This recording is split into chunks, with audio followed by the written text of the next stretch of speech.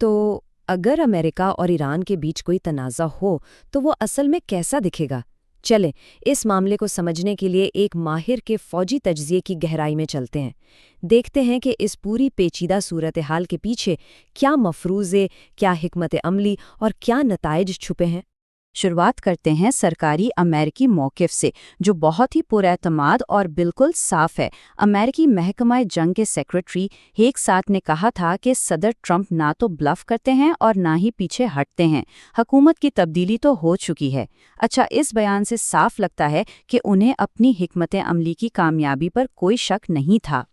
लेकिन सवाल ये है कि क्या वाकई मामला इतना सीधा है? इसी सरकारी बयानिए को चैलेंज करता है एक दूसरा नुक्ता नज़र, और ये नुक्ता नज़र है फौजी तज्ज़ियाकार लेफ्टिनेंट कर्नल डेनियल डेविस का, जो अमरीकी हिकमत अमली की बिल्कुल बुनियादों पर ही सवाल उठा रहे हैं। और यहीं से इस तज्ज़िये का सबसे बड़ा सवाल सामने आता है। क्या ईरान की फौजी सलाहियत सच में इतनी कमज़ोर हो चुकी है जितना कि दावा किया जा रहा है? डैनियल डेविस का पूरा तज्ज़िया इसी एक ख्याल को, इसी मफरूज़े को चैलेंज करता है। तो यहाँ दो बिल्कुल अलग अलग तस्वीरें नज़र आती हैं। देखें, एक तरफ तो अमरीकी दावा है कि ईरान के मिसाइल डिफेंस सिस्टम ज़्यादातर तबाह कर दिए गए हैं, लेकिन दूसरी तरफ डेविस का तज्ज़िया ये कहता है कि ईरान ने तो दहाइयों से तैयारी की है, और याद रखें, जंग में फ़ायदा हमेशा दिफा करने वाले को होता है। और इस बात को मज़ीद पुख्ता करती है ये एक हैरानकुन हकीकत। रिपोर्ट्स के मुताबिक ईरान ने पिछली कई दहाइयों में 27, जी हाँ 27 ज़ेरे ज़मीन मिसाइल शहर बनाए हैं। इनमें से कुछ तो पहाड़ों के अंदर हैं, यानी हमलों से तकरीबन पूरी तरह महफूज। अब ये एक ऐसी तैयारी है जिसे आसानी से नज़रअंदाज नहीं किया जा सकता। ईरान का जो दिफाई निज़ाम है वो एक नहीं बल्कि कई तहों पर मुश्तमिल है, जैसे पानी की सतह पर, फिर पानी के अंदर ड्रोन्स हैं, तोपखाना है, रॉकेट्स हैं, और फिर शॉर्ट, मीडियम और लॉन्ग रेंज मिसाइल तो हैं ही। मतलब ये एक बहुत ही पेचीदा और गहरा दिफाई जाल है जिसे ख़ास तौर पर किसी भी बड़े हमले को नाकाम बनाने के लिए ही डिज़ाइन किया गया है। अच्छा, अब आते हैं अमरीकी हिकमत अमली के अगले मरहले पर। वो क्या है? वो है ईरान के कौमी इंफ्रास्ट्रक्चर को निशाना बनाना। यहाँ सवाल ये उठता है कि क्या ये जंगी जराइम के ज़ुमरे में आता है या ये एक कारामद हिकमत अमली है? तो सोचने की बात यह है कि क्या ईरान के इंफ्रास्ट्रक्चर को टारगेट करने से वाकई कोई फौजी या स्ट्रैटेजिक फ़ायदा मिल भी सकता है? ये तज्ज़िया इस हिकमत अमली में मौजूद बड़ी बड़ी खामियों को सामने लाता है। देखें, इस तज्ज़िये के मुताबिक जंगी जुर्म की तारीफ में ऐसी चीज़ें शामिल हैं जैसे कि शहरी इंफ्रास्ट्रक्चर को निशाना बनाना, मिसाल के तौर पर बिजली घर या पानी साफ करने वाले प्लांट्स जिनका कोई सीधा सीधा फौजी इस्तेमाल नहीं होता है। ये एक बहुत अहम अखलाकी और कानूनी लाइन है जिसकी तरफ डेविस इशारा कर रहे हैं। और ख़ास तौर पर अगर बात करें तेल के इंफ्रास्ट्रक्चर की, तो ये तज्ज़िया कहता है कि ये हिकमत अमली भी बुरी तरह नाकाम होगी। क्यों? पहली बात तो ये कि आलमी मार्केट को कीमतें मुस्तहकम रखने के लिए ईरानी तेल चाहिए ही चाहिए।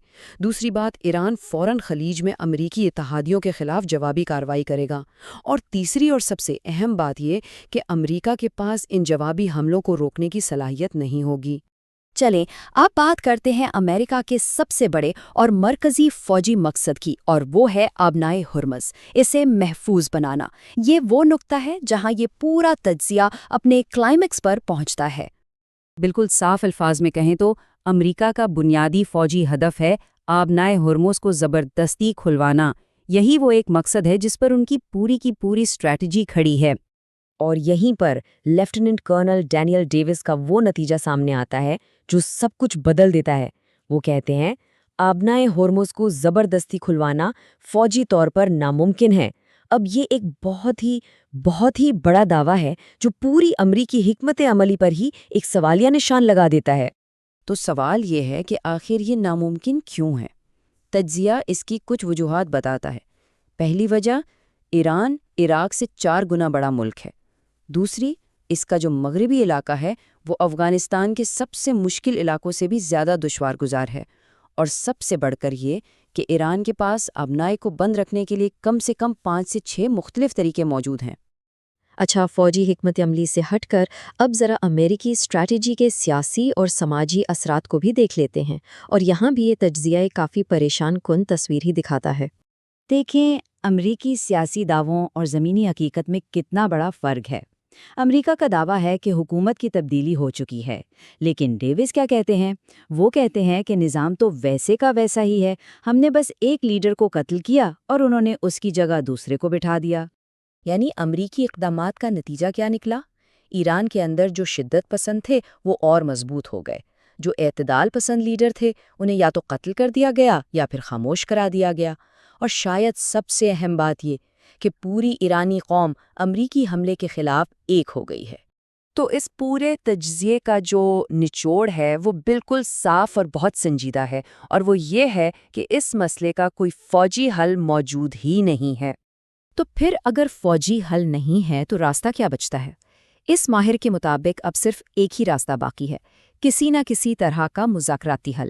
لیکن ساتھ ہی وہ یہ بھی خبردار کرتے ہیں کہ امریکہ کی جو مذاکراتی پوزیشن ہے وہ اب پہلے جیسی مضبوط نہیں رہی، اور ان کے الفاظ میں ہمیں دوبارہ کبھی اتنی اچھی ڈیل نہیں ملے گی۔ اور یہ پوری بحث ہمیں ایک آخری اور بہت اہم سوال پر لا کر کھڑا کر دیتی ہے کہ اگر فوجی فتح ممکن ہی نہیں ہے تو پھر اس مسئلے کا حل ڈھونڈنے کے لیے آخر کرنا کیا ہوگا؟ یہی وہ سوال ہے جو شاید اس پوری صورتحال کے مستقبل کا فیصلہ کرے گا۔